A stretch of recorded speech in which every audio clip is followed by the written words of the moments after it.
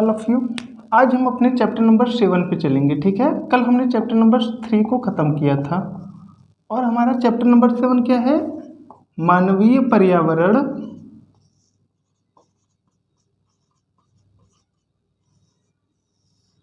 ठीक है, बस्तियां, परिवहन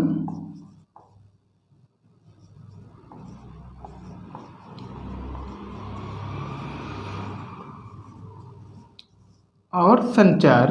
ठीक है, तो मानवीय पर्यावरण में हमने क्या पढ़ा था पिछली क्लास में?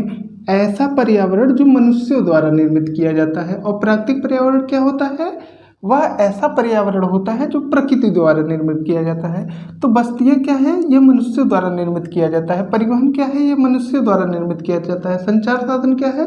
ये मनुष्यों द्वारा निर्मित किया जाता है। तो ये सब जो है ना मानवीय पर्यावरण है। तो आओ हम एक करके देखते हैं, एक एक करके। ठीक है, बस्ती,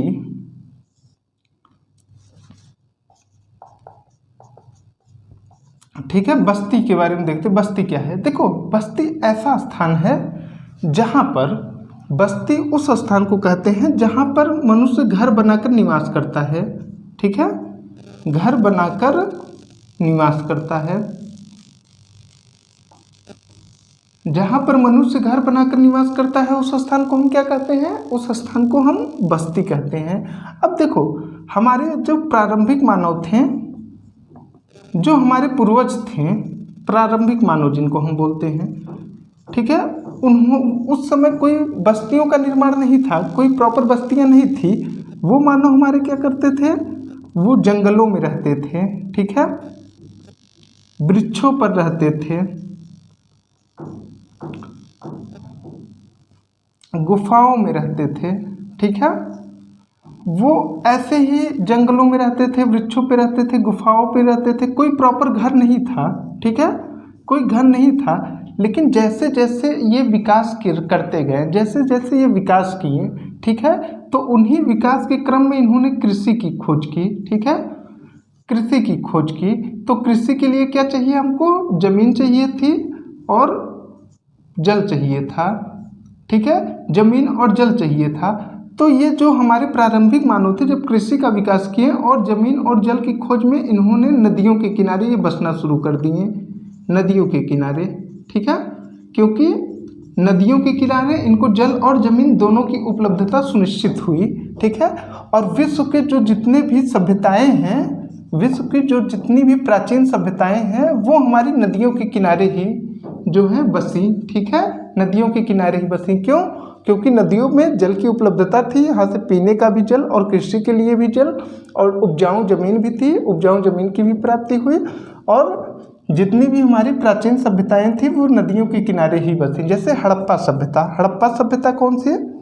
हड़प्पा सभ्यता हमारी प्राचीन सभ्यता है, वह सिंधु नदी के किनारे बसी। ठीक है, और इसी प्रकार विश्व में और भी कई सारी सभ्यताएं बसी, जैसे नील नदी के किनारे मेसोपोटामिया, ठीक है, मिस्र नदी के किनारे। ठीक है, और भी जो जो सभ्यताएं हैं ये आप लोग देखिएगा। ठीक है, ये आपका होमवर्क है। मैं हड़प्पा सभ्यता के बारे में आपको बताया।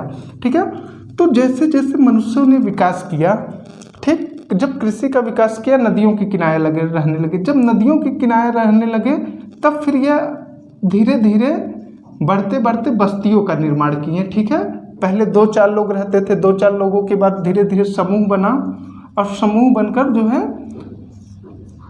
बस्तियों का निर्माण हुआ। ठीक है, तो बस्तियां क्या है? बस्तियां ऐसा स्थान है जहां पर मनुष्य घर बनाकर निवास करता है, उसको बस्तियां कहते हैं। अब बस्तियों का विकास कैसे हुआ? ठीक है, बस्तियों का विकास कैसे हुआ ये हमने देखा कि प्रारंभिक जो मनुष्य थे वो जो है जंगलों में रहते थे, वृक्षों पर रहते थे, गुफाओं में रहते थे। उस समय कोई बस्ती नहीं थी, कोई प्रॉपर बस्ती नहीं थी वो। ठीक है, तो लेकिन धीरे धीरे जब मनुष्यों ने कृषि का विकास किया तो वो नदियों के किनारे पर बसने लगे। ठीक है, और बसते बसते बस्तियों का निर्माण किए। तो आपने बस्तियों का विकास क्रम देखा कि बस्तियों का विकास क्रम क्या था। अब आओ हम देखते हैं बस्तियों के प्रकार। बस्तियां कितने प्रकार की होती हैं? ठीक है,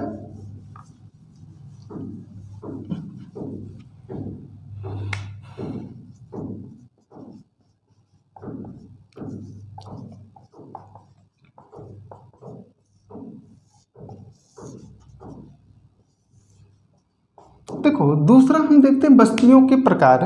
देखो बस्तियां ना दो प्रकार की होती हैं, एक अस्थाई बस्ती,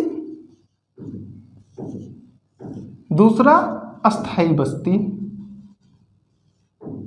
ठीक है, पहला कौन सा है? अस्थाई बस्ती, दूसरा अस्थाई बस्ती। तो देखो अस्थाई बस्ती किसे कहते हैं? ऐसी बस्ती जहां पर मनुष्य अस्थायी रूप से रहता है और कुछ समय बाद उस स्थान को छोड़कर किसी अन्य स्थान पर पलायन कर जाता है। ठीक है, जहां पर मनुष्य जो है कुछ समय के लिए ही रहता है, जहां पर मनुष्य कुछ समय के लिए रहता है उसके बाद अन्य स्थानों पर पलायन कर जाता है, वो अस्थायी बस्तियां होती हैं। और अस्थायी बस्तियां किसे कहते हैं? जहां पर मनुष्य अस्थायी रूप से रहता है, ठीक है, अस्थायी रूप से निवास करता है, उसको अस्थायी बस्तियां कहते हैं। देखो अब अस्थायी बस्तियों का कारण क्या होता है? जैसे स्थानांतरित कृषि,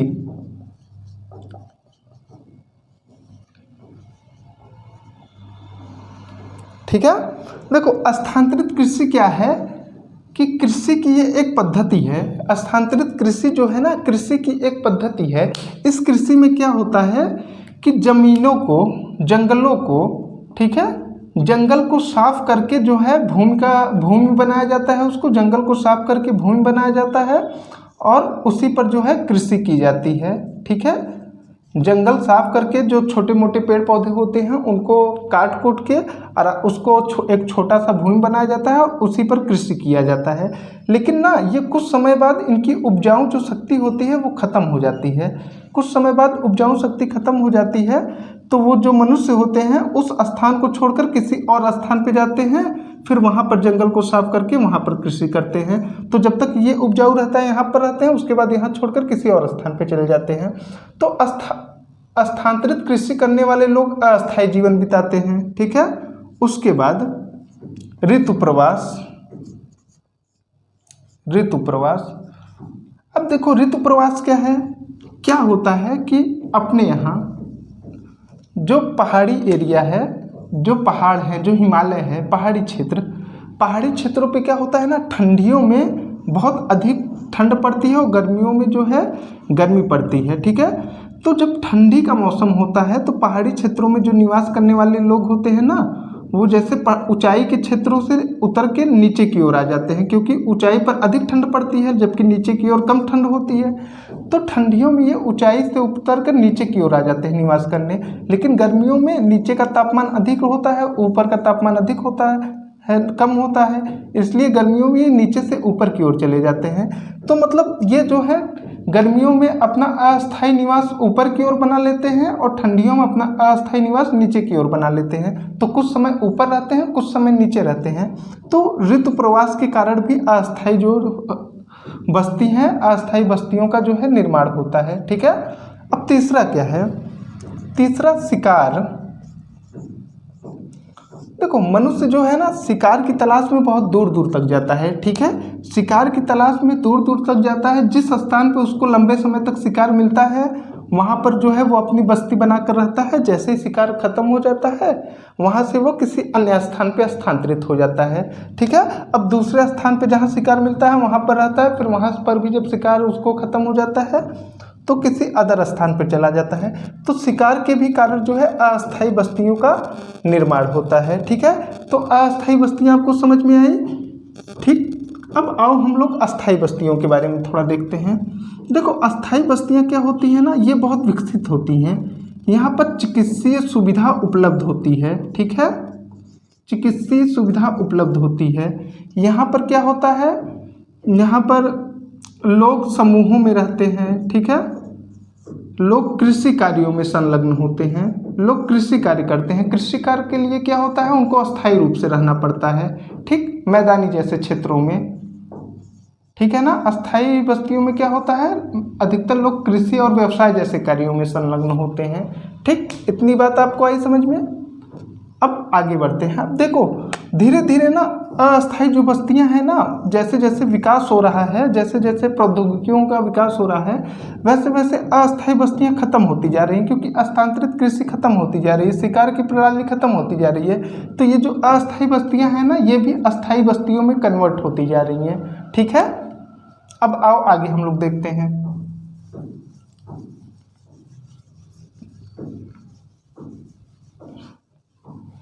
अब देखो, हमने अस्थाई बस्ती और अस्थाई बस्तियों के बारे में देखा। अब देखो, अस्थाई जो बस्तियां होती हैं ना, अस्थाई बस्तियां ये भी दो प्रकार की होती हैं, एक ग्रामीण बस्ती, दूसरा शहरीय बस्ती। ठीक है, शहरीय बस्ती। देखो, ग्रामीण बस्ती जो होती है, यहाँ पर क्या होता है, यहाँ की विशेषता क्या है, यहाँ पर कृषि कार्य होता है, मत्स्य होता है, मत्स्य मतलब मछली पालन। ठीक है, उसके बाद क्या होता है, वानिकी का कार्य होता है, मतलब वन संबंधित काम, पेड़ पौधे संबंधित काम। ठीक है, ये सब काम होते हैं, इनको प्राथमिक कार्य भी बोलते हैं, इन सबको प्राथमिक कार्य भी बोलते हैं। तो ग्रामीण क्षेत्रों की क्या विशेषता है, यहाँ पर प्राथमिक कार्य प्रबल रूप से होते हैं, जैसे कृषि कार्य, मत्स्य कार्य और वानिकी कार्य। जबकि शहरी क्षेत्रों की क्या विशेषता है, यहाँ पर व्यवसाय होता है। ठीक है, सेवाएं होती हैं, व्यापार वाणिज्य होता है। ठीक है, उद्योग धंधे होते हैं। तो शहरी क्षेत्रों में ना इन सब कार्यों की प्रबलता होती है, इन सब कार्यों की विशेषता होती है। जहाँ पर ये सब कार्य होते हैं इसको शहरी बस्ती बोलते हैं हम लोग, लेकिन जहाँ पर कृषि कार्य वगैरह होता है, मत्स्य कार्य, उसको हम ग्रामीण बस्ती बोलते हैं। ठीक है, इतनी बात आई आप लोग को समझ में। अब देखो, ये जो ग्रामीण बस्तियाँ होती हैं ना, ये दो प्रकार की हो सकती हैं, एक प्रकीर्ण और दूसरी सघन। ठीक है, प्रकीर्ण बस्तियों में क्या है, प्रकीर्ण बस्तियों में घर दूर दूर होते हैं, मनुष्य थोड़ा दूर दूर निवास करते हैं, वो एक ही स्थान पे नहीं होते, बल्कि इनके बीच दूरी काफ़ी होती है, जैसे पहाड़ों पर। ठीक है, पहाड़ों पर हम क्या देखते हैं, पहाड़ों पे घर दूर दूर होते हैं। ठीक है, घर दूर दूर होते हैं, क्योंकि यहाँ पर मनुष्य बहुत कम निवास करते हैं, क्योंकि यह बहुत दुर्गम क्षेत्र होता है। ठीक है, ये बहुत दुर्गम क्षेत्र होता है, ये मनुष्यों के रहने लायक उतना आसान क्षेत्र नहीं होता। तो जो दुर्गम क्षेत्र होते हैं वहाँ पर प्रकीर्ण बस्तियाँ पाई जाती हैं। प्रकीर्ण का मतलब ऐसा स्थान जहाँ पर मनुष्य दूर दूर रहते हैं, जहाँ पर जनसंख्या घनत्व तो कम रहता है। और सघन बस्तियाँ कौन सी होती हैं, ऐसी बस्तियाँ जहाँ पर मनुष्य पास पास रहते हैं। ठीक है, जहाँ पर जनसंख्या घनत्व उच्च होता है, वो जो है सघन बस्तियां हैं। जैसे मैदानी क्षेत्रों में, जैसे गंगा का मैदान देख लो और अपना हिमालय देख लो, हिमालय पे जनसंख्या कम है, लेकिन मैदानी क्षेत्रों में गंगा के मैदान में जनसंख्या अधिक है। तो ग्रामीण बस्तियां दो प्रकार की होती हैं, एक प्रकीर्ण, दूसरा सघन। ठीक है, और इसी प्रकार शहरी बस्तियों भी दो प्रकार से बढ़ती हैं, एक नगर, दूसरा शहर। नगर क्या होता है, नगर छोटा होता है जबकि शहर बड़ा होता है। ठीक है, शहरों की जनसंख्या अधिक होती है, नगरों की जनसंख्या कम होती है। तो हमने बस्तियों के बारे में देखा। अब आओ हम अपने अगले टॉपिक परिवहन पे चलते हैं। ठीक है, परिवहन क्या है। अब परिवहन देखो, परिवहन क्या है, देखो परिवहन क्या होता है, एक स्थान से दूसरे स्थान पर, ठीक है, दूसरे स्थान पर सामान या वस्तु और मनुष्यों को पहुंचाने का साधन।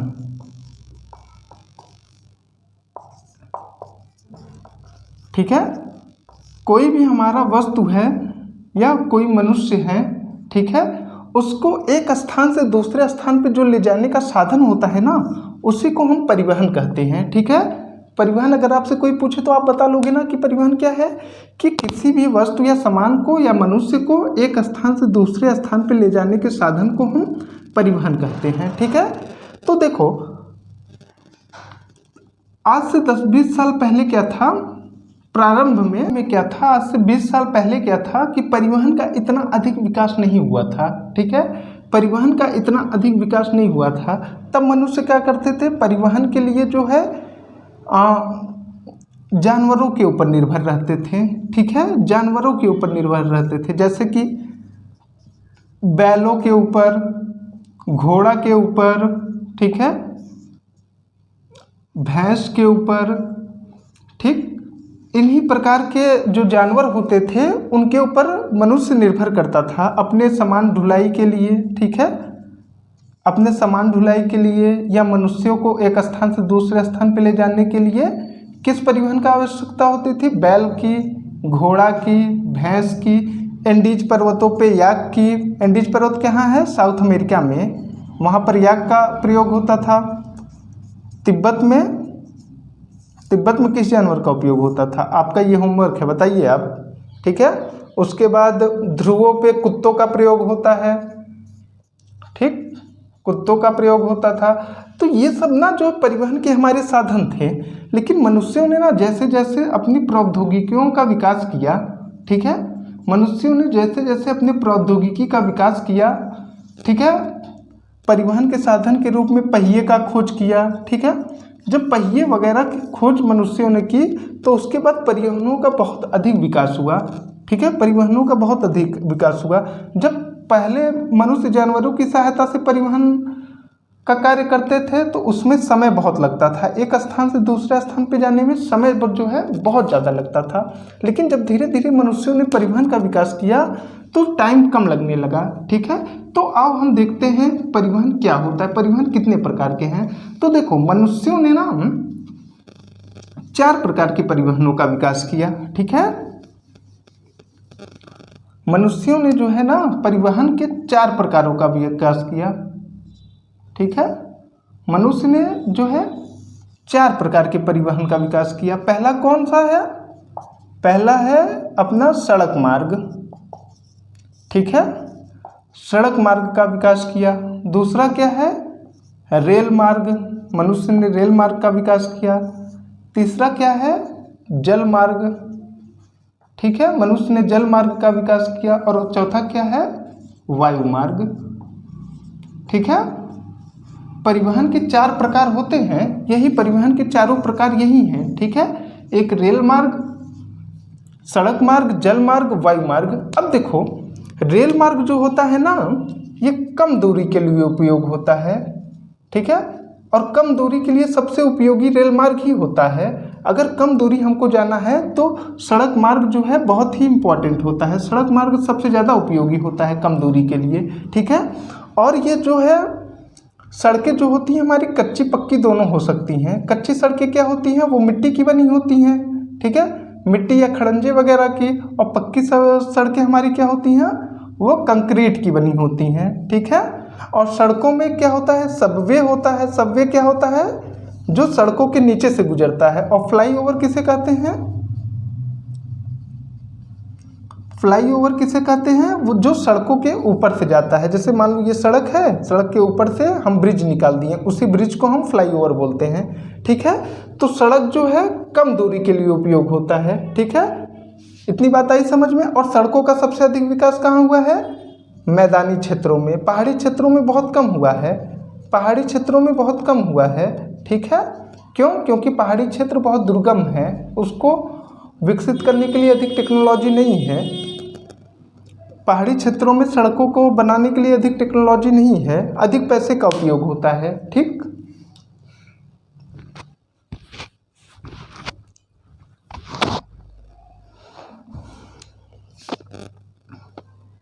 अब दूसरा हमारा क्या है? दूसरा रेल मार्ग है। अब देखो, रेल मार्ग ना ये लंबी दूरी का साधन है, ठीक है, लंबी दूरी और तीव्रता के साथ, ठीक है। तो जब लंबी दूरी का जो साधन है ना वो रेल मार्ग है। रेल मार्ग से हम कोई मनुष्य या कोई सामान एक स्थान से दूसरे स्थान पे जब ढुलाई होती है तो लंबी दूरी की अगर रास्ता होता है तो रेल मार्ग सबसे उपयुक्त होता है और ये तीव्रता के साथ एक स्थान से दूसरे स्थान पर ले जाता है, ठीक है। इसका भी विकास मैदानी क्षेत्रों पर अधिक हुआ है। पहाड़ी क्षेत्र दुर्गम होने के कारण पहाड़ी क्षेत्रों पर भी इसका विकास बहुत कम है, ठीक है। लेकिन जैसे जैसे अब हमारे पास प्रौद्योगिकी होती जा रही है, ठीक है, इसी को इंग्लिश में टेक्नोलॉजी बोलते हैं, जैसे जैसे हमारे पास टेक होता जा रहा है वैसे वैसे हम पहाड़ी क्षेत्रों में भी रेल और सड़क मार्ग को जो है विकसित कर रहे हैं। ठीक, तीसरा क्या है, तीसरा हमारा जल मार्ग है। देखो जल मार्ग जो है ना बहुत सस्ता विकल्प है। ठीक, रेल मार्ग भी बहुत सस्ता है, लेकिन रेल मार्ग से भी सस्ता जो है जल मार्ग है। जल मार्ग जो है हमारा बहुत ही सस्ता विकल्प है सामान ढुलाई के लिए। ठीक है, और ये जो जल मार्ग है ये दो प्रकार का होता है, एक अंतर्देशीय, दूसरा समुद्रीय। ठीक है, अंतर्देशीय क्या होता है, ऐसा जल मार्ग जो देश के अंदर होता है, जैसे गंगा नदी पे जो जल मार्ग विकसित हैं, जैसे यहाँ अपने इलाहाबाद से पश्चिम बंगाल कोई सामान पहुँचाना हुआ गंगा नदी के जरिए, तो वो अंतर्देशीय जल मार्ग है। ठीक है, लेकिन जैसे कोई भारत देश से कोई सामान कनाडा समुद्र के रास्ते पहुँचाना हुआ जल मार्ग से, तो वो बहिर्देशीय है, उसको समुद्री जल मार्ग कहते हैं। ठीक है, तो अंतर्देशीय जल मार्ग वो होता है जो देश के अंदर जब व्यापार होता है। ठीक है, और समुद्री जल मार्ग वो है जो देश के बाहर होता है। ठीक है, तो जल मार्ग जो है ना साधन का बहुत ही सस्ता विकल्प होता है। ठीक है, इसमें बहुत कम खर्चा लगता है। ठीक है, ये बहुत ही कम खर्चीली होती है, तो इसीलिए जल मार्ग का विकास बहुत तेज़ी से चल रहा है। जल मार्ग के विकास पे बहुत ही जोर दिया जाता है। अब आगे आते हैं हम वायु मार्ग पे, चौथे पे। ठीक है, देखो वायु मार्ग क्या है कि वायु मार्ग के द्वारा ना बहुत तीव्रता से, ठीक है, बहुत ही तीव्रता से एक स्थान से दूसरे स्थान पर जाया जा सकता है। ठीक है, एक स्थान से दूसरे, जैसे अमेरिका, मान लो हमको अमेरिका जाना हुआ, अमेरिका जाना हुआ तो सड़क मार्ग से तो संभव ही नहीं है। ठीक है, रेल मार्ग से भी अगर जाएंगे तो हमको काफ़ी समय लग जाएगा या संभव ही नहीं हो पाएगा। जल मार्ग से जाएंगे तो हमको 6 महीने का टाइम लगेगा। ठीक है, जबकि वायु मार्ग से जाएंगे तो हमको 8 से 10 घंटे में पहुंच जाएंगे। ठीक है, तो ये साधन का बहुत तीव्र माध्यम है वायु मार्ग, लेकिन ये ना बहुत महंगा होता है। ठीक, वायु मार्ग बहुत महंगा होता है, इसलिए ना इसमें सामान की ढुलाई अधिक नहीं होती। ठीक है, इसमें केवल बड़े बड़े मनुष्य ही जा सकते हैं जिनके पास अधिक पैसा है। ठीक है, वही लोग ये साधन का उपयोग कर सकते हैं। तो आपको सड़क मार्ग, जल मार्ग, रेल मार्ग के बारे में समझ में आया एक एक चीज़ें अच्छे से। ठीक है, अब किसी को ये लिखना हो तो लिख सकता है, अपनी नोट्स बनाते चलिए आप लोग। अब आगे हम चलते हैं संचार साधन पे, और संचार साधन ही हमारा आज का अंतिम टॉपिक है। इसके बाद ये चैप्टर खत्म हो जाएगा, कल हम अपने अगले चैप्टर पे चलेंगे। तो और संचार के बारे में देखते हैं, संचार क्या है।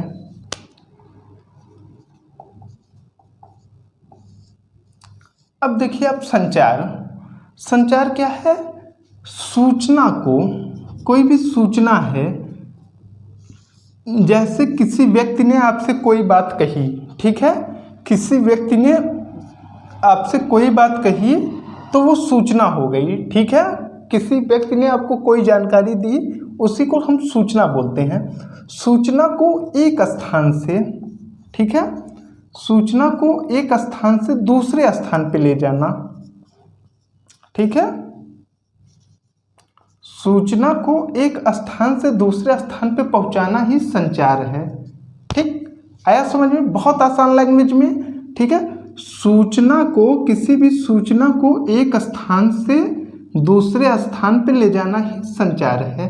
ठीक, अब आप बता लोगे संचार क्या है अगर कोई आपसे संचार पूछे तो। सूचना को देखो, बुक में तो इजी लैंग्वेज है ही, क्योंकि एनसीईआरटी हम पढ़ रहे हैं, एनसीईआरटी में एकदम इजी लैंग्वेज में है, इजी कॉन्सेप्ट है। ठीक है, लेकिन एनसीईआरटी से भी अधिक इजी कॉन्सेप्ट मैं आप लोगों को बताऊंगा, एनसीईआरटी से भी आसान भाषा में आप लोगों को मैं समझाऊंगा, और आप लोग परिभाषा तो ऐसे रट जाओगे कि पूछो मत, उसमें कोई दिक्कत नहीं होगी आप लोगों को। ठीक है, तो सूचना को एक स्थान से, सूचना क्या है, कोई भी व्यक्ति आपको कोई बात बताया, ठीक है, कोई जानकारी दी, वही सूचना है। ए ने बी को कोई जानकारी दी, इसी जानकारी को हम सूचना कहेंगे। ठीक है, उस सूचना को एक स्थान से दूसरे स्थान तक पहुंचाना ही संचार है। ठीक है, ए ने किसी बी को बताया, वही संचार है। ठीक है ना। अब देखो, अब आगे आप देखिए, संचार का नाम, संचार का प्रारंभ में ना संचार का इतना विकास नहीं था। ठीक है, मनुष्यों को जो सूचना पहुंचाने में एक स्थान से दूसरे स्थानों पर महीनों लग जाते थे, ठीक है, महीनों लग जाते थे, एक स्थान से दूसरे स्थान पर सूचना पहुंचाना महीनों लग जाते थे। लेकिन जब संचार क्रांति हुई, संचार क्रांति क्या है मैं बता रहा हूँ, लेकिन जब संचार क्रांति हुई, संचार क्रांति मतलब जब इंटरनेट का विकास हुआ, ठीक है, टेलीविज़न का विकास हुआ, मोबाइल का विकास हुआ, ठीक है, फेसबुक व्हाट्सएप जैसे ऐप आए हैं, ठीक है, जब ये इन्हीं सभी को सूचना की क्रांति कहते हैं। जब इंटरनेट का विकास हुआ, टीवी का विकास हुआ, मोबाइल और फेसबुक व्हाट्सएप का विकास हुआ, अब हमारे पास क्या होता है, कोई भी सूचना मिनटों के अंदर, मिनटों क्या सेकंडों के अंदर पहुंच जाती है, ठीक है। जैसे आज दिल्ली में क्या हो रहा है, दिल्ली की जानकारी हमारे पास 1 सेकंड के अंदर होती है, ठीक है। वाशिंगटन में क्या हो रहा है, अमेरिका में क्या हो रहा है, ठीक है, अमेरिका में क्या हो रहा है, इसकी जानकारी हमारे पास सेकंडों में पहुंच जाती है, ठीक है। किसके जरिए, इंटरनेट के जरिए, टीवी के जरिए, मोबाइल के जरिए, फेसबुक के जरिए, व्हाट्सएप के जरिए, ठीक है। तो इन्हीं की जो हम संचार क्रांति बोलते हैं, ठीक है, इन्हीं चीज़ों को हम संचार क्रांति बोलते हैं। सूचना का अति तीव्रता के साथ, ठीक है, लोगों तक पहुंच ही संचार क्रांति है। किसी भी सूचना का लोगों तक तीव्रता के साथ पहुंच ही संचार क्रांति है, ठीक है। तो इस संचार क्रांति के द्वारा आज मनुष्य बहुत ही अधिक आगे बढ़ गया है। अब वो कोई भी चीज़ है, जैसे मौसम की जानकारी लेना हो, ठीक है, मौसम की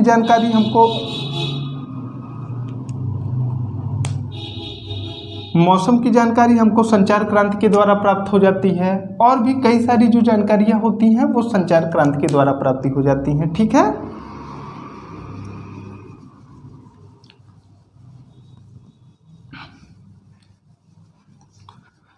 तो हमने आज क्या क्या पढ़ा, हमने बस्तियों के बारे में पढ़ा, परिवहन के बारे में पढ़ा, संचार के बारे में पढ़ा, ठीक है। इन्हीं सबको मिलाकर हमने क्या कहा, मानवीय पर्यावरण, ठीक है, मानवीय पर्यावरण, ठीक है। तो यही हमारा चैप्टर था, मानवीय पर्यावरण, बस्तियां, परिवहन और संचार। और हम इन तीनों चीज़ों के बारे में देखा, इन सभी की विशेषताओं को देखा। तो आप लोग वीडियो को ध्यानपूर्वक देखिएगा और घर जाकर अच्छे से इसको रिवीजन करिएगा। इसको रिवीजन करने के बाद कल हम अपने चैप्टर नंबर 8 पे चलेंगे, ठीक है। और जाने से पहले चैनल को आप लोग लाइक कर दो, सब्सक्राइब भी कर दो, ठीक है। और कल मिलते हैं, धन्यवाद।